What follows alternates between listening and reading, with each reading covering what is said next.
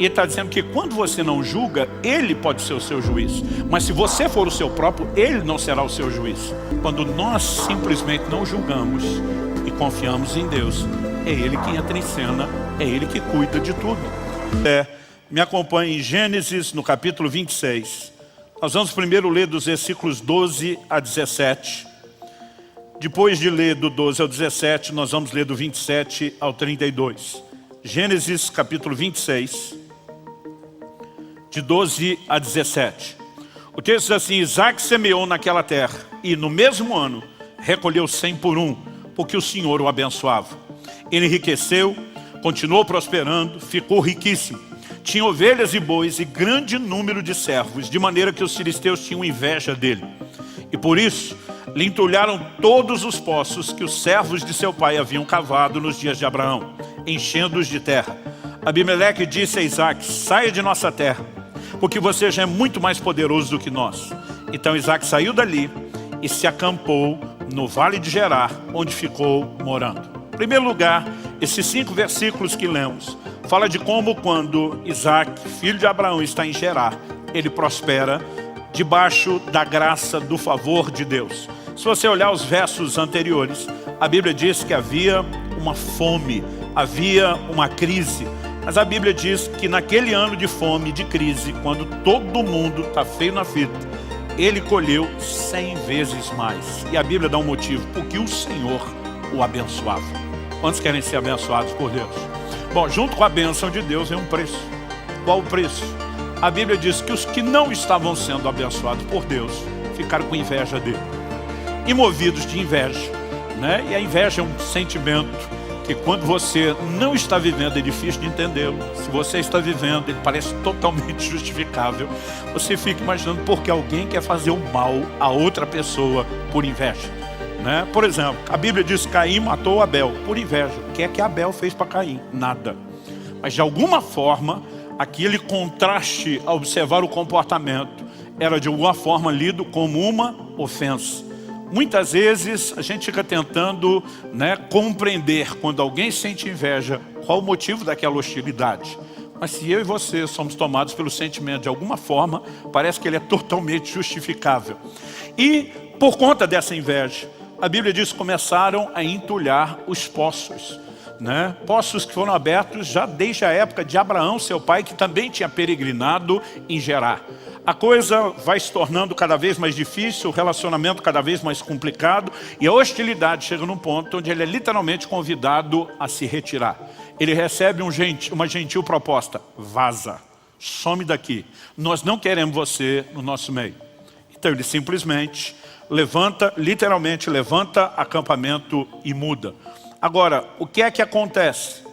Se você der uma olhadinha comigo agora nos versos 27 a 32, a Bíblia diz, eu vou começar no 26, a Bíblia diz assim: Abimeleque, seu amigo Alstate e Ficol, comandante do seu exército, saíram de Gerar para encontrar Isaac. Isaac perguntou: por que vocês vieram à minha presença e me odeiam e me expulsaram do meio de vocês? Eles responderam: vimos claramente que o Senhor está com você. Então pensamos, seria bom se houvesse um juramento entre nós e você. Queremos fazer uma aliança com você. Acho interessante a ideia. Pensamos, seria bom. A pergunta é: bom para quem? Eles estão sendo bem interesseiros. Verso 29. Você jura que não nos fará mal, assim como nós também não fizemos nenhum mal a você, mas fizemos somente o bem e o deixamos ir em paz. Você é agora o abençoado do Senhor. Então Isaac lhes deu um banquete, e comeram e beberam. Levantando-se de madrugada, juraram de parte a parte. Isaac os despediu e eles se foram em paz. Nesse mesmo dia, vieram servos de Isaac, dando-lhe notícia do poço que tinham cavado, lhe disseram: achamos água. Vamos observar juntos aqui algumas coisas.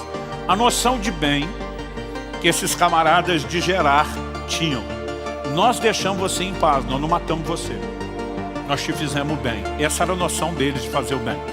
Então nós esperamos que você nos trate bem, porque nós te fizemos o bem. Entulhar os seus poços, o perseguiram, o hostilizaram, o expulsaram, mas a perspectiva ainda podia ter sido pior. E nós te poupamos do pior. Como que Isaac respondeu? A Bíblia diz que Isaac deu um banquete. Aqui não fala apenas de oferecer uma comida, uma sobra de comida. Fala de fazer algo especial, distinto e oferecer o melhor. Normalmente, com quem você quer banquetear, né? Banquete não fala apenas da celebração de uma data, como muitas vezes temos na nossa cultura, mas ele sempre esteve relacionado ao longo da história com a celebração de pessoas. Normalmente, os convidados são pessoas honradas, são pessoas que apreciamos. Mas a Bíblia diz que Isaac decidiu tratá-los dessa forma. Lhes deu um banquete, a Bíblia diz, comeram e beberam. Eram os seus inimigos. Ali não era nem meramente a fome, uma necessidade. Ele simplesmente decide agir com dignidade, com honra. Qual foi o resultado? O resultado não é apenas que a paz é definitivamente estabelecida depois daquele banquete por meio de um juramento. Mas a Bíblia diz, naquele mesmo dia, a Bíblia diz que eles saíram de madrugada, provavelmente o jantar foi à noite, não se viajava à noite no escuro. Então logo está amanhecendo o dia, eles começam a viagem. A luz do dia chega, o dia de trabalho e produtividade começa e vem a notícia no mesmo dia. A Bíblia não diz foi na mesma semana, não diz foi na semana, no mesmo dia. Eles simplesmente olham para Isaac e dizem, achamos água. Interessante que daqui para frente não existe contenda por aquele poço, como existiu pelos outros. Deixa eu dizer algo para você, é indiscutível que quando eu e você nos aliamos ao coração de Deus, nós passamos a estar debaixo de intervenções de Deus, de uma forma sobrenatural.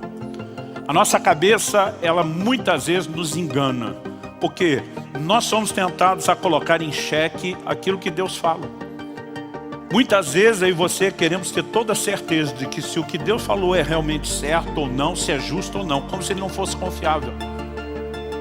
Eu gosto de dizer que o primeiro pecado cometido pelo homem lá no jardim não foi a desobediência ao que Deus falou, foi a incredulidade. Quando Satanás consegue colocar no coração do primeiro casal o questionamento se o que Deus falou é justo ou não, ou qual a intenção que Deus tem por trás daquilo, é que ele consegue minar a obediência depois. Porque a obediência, ela sempre é fundamentada na fé e na confiança. E aí você precisamos aprender a confiar em Deus. Por exemplo, o tempo todo, quando estamos falando do assunto da ofensa, que é o que está relacionado com o que vamos abordar aqui hoje. Quando falamos só sobre perdão, perdão é só não retribuir o mal com o mal, é liberar alguém no coração. Uma das coisas que eu mais ouço em 30 anos de ministério pastoral, as pessoas dizem, não é justo. Eu digo, como não é justo? A Bíblia diz que Deus é justo, que Deus não é injusto. Nada do que Deus faz ou propõe é injusto. É uma extensão do que Ele é. Deus oferece perdão. Deus nos pede para perdoar como Ele. Como pode ser injusto? Porque nós somos traídos pelo quê? Pelas emoções. Fulano me ofendeu e agora eu não posso fazer nada, fica por isso mesmo. A Bíblia nunca diz que fica por isso mesmo. Quando você perdoa, você decide, de acordo com o texto, você não fazer justiça. E quando Deus diz, não vingue a você mesmo, não faça justiça com as suas mãos, Ele se apresenta como justo juiz. E Ele está dizendo que quando você não julga, Ele pode ser o seu juiz. Mas se você for o seu próprio, Ele não será o seu juiz. Então, na verdade, eu posso te garantir que não é justo é você se vingar e fazer justiça com a sua lente, com a sua perspectiva limitada. Quando nós simplesmente não julgamos e confiamos em Deus, é Ele que entra em cena, é Ele que cuida de tudo. Nós precisamos entender que nesse momento Isaac não está apenas escolhendo um caminho de passividade. Ele escolhe intencionalmente, eu vou fazer o bem. Mas essa turma fez mal, o que eles fazem reflete quem eles são. O que eu faço precisa refletir o que eu sou. Eu não posso ser um espelho das pessoas, de como elas me tratam. Eu preciso ser um espelho de Deus, de quem Ele é, porque Ele me chamou para ser parecido com Ele. Quem está entendendo? Agora, quando entramos neste lugar, não só o nosso coração é abençoado, não só a paz pode ser desencadeada, as intervenções serão experimentadas da parte de Deus. Aliás, eu acho interessante observar que quando a gente observa histórias como essa, uma coisa que me vem o tempo todo ao coração, né? O verso 16 diz que eles pediram para Isaac deixar Gerar, sair da terra deles, né? O verso 23 diz que dali Isaac foi para Berseba. Nós não lemos o verso 23. O 24 diz, na mesma noite que ele sai, o Senhor lhe apareceu e disse: eu sou Deus, seu pai Abraão, não tenha medo, porque eu estou com você. Eu o abençoarei, multiplicarei a sua descendência por amor de Abraão, meu servo. O que Deus está dizendo? Não assusta com a ameaça deles, nem com a hostilidade deles. Eu estou com você. Eu e você não podemos ler se Deus está conosco por meio das circunstâncias que enfrentamos. O que eu e você precisamos entender é a garantia dele. Deus está dizendo: eu te fiz uma promessa, eu vou cumprir meu propósito. O interessante é que enquanto estava em Gerar, o tempo todo as pessoas estão entulhando os poços. E na verdade tudo o que Isaac fez foi abrir de novo os poços de seu pai Abraão, que o povo entulhou de novo. Quando movido por aquela circunstância ele sai, ele dessa vez vai abrir o seu próprio poço. Ele não vai apenas viver na sombra de seu pai, ele vai entrar num lugar novo de conquistas. E aqui não existe mais problemas acontecendo. Ao que eu e você precisamos acreditar é a garantia e a certeza de que as pessoas podem até fazer o mal, mas não nos tirar do plano ou do propósito de Deus. Nós precisamos confiar que a nossa vida está nas mãos de Deus e que Ele cuida da gente. Eu esperava que alguém ia dar um amém, glória a Deus. Então fica pronto, vamos tentar de novo. Nós precisamos confiar que o nosso destino não está na mão das pessoas, muito menos das que nos hostilizam, mas está nas mãos de Deus. Romanos capítulo 8, verso 28 diz: todas as coisas contribuem juntamente para o bem daqueles que amam a Deus e são chamados segundo o seu propósito. Quantos aqui amam ao Senhor? Mas o texto não diz que as coisas contribuem para o bem só dos que amam a Deus. São chamados segundo o seu propósito. Deus tem um plano. Deus tem um propósito para cada um de nós. Além do propósito geral, para todos, que é o mesmo da salvação, Ele tem planos individuais. Se existe alguém que pode acreditar na tal da teoria da conspiração, é o crente. Tudo conspira em teu favor, porque é um Deus cuidando de você. Ele tem o poder de usar tudo, todas as coisas. Olha para a vida de José. Seus irmãos se levantam contra ele, o perseguem, né, o traem, o vendem da forma que fizeram, e tudo que eles conseguiram, na linguagem do futebol, foi colocá-lo na cara do gol, no lugar certo, na hora certa, para viver o plano e o propósito de Deus, que o nosso destino não está na mão das pessoas, está na mão de Deus. Então eu e você podemos olhar não só com misericórdia para quem nos faz o mal, mas com entendimento. Deus tem a capacidade de usar até sua hostilidade contra mim, para me colocar num lugar melhor, para me fazer prosperar, para cumprir o plano e o propósito dele. Provavelmente, ainda que estivesse já debaixo de uma certa medida de bênção e prosperando, Isaac não teria vivido o que viveu sem aquela mudança. Provavelmente a mudança não teria acontecido, nem sido desencadeada num ambiente onde não houvesse aqueles problemas. Eu e você precisamos entender e confiar que nada, absolutamente nada, quando eu e você estamos de fato nos sujeitando a Deus, crendo e confiando nele, foge ao controle de Deus, é o poder de reciclagem de Deus. Eu não estou dizendo, quando cito José, que Deus fez os seus irmãos fazerem aquilo. Em Gênesis, no capítulo 50, no verso 20, José pontua a diferença dos seus irmãos e diz: vocês intentaram o mal contra mim. Está dizendo, foi vocês.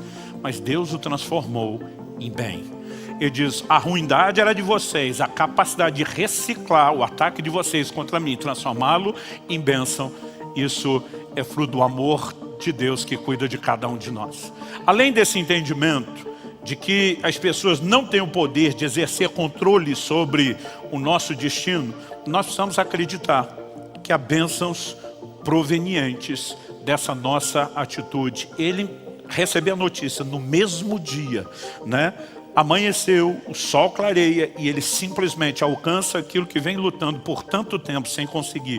Me faz ver o dedo de Deus. E eu e você podemos ver muito mais do que Deus tem para nós quando decidimos andar em obediência aos seus mandamentos.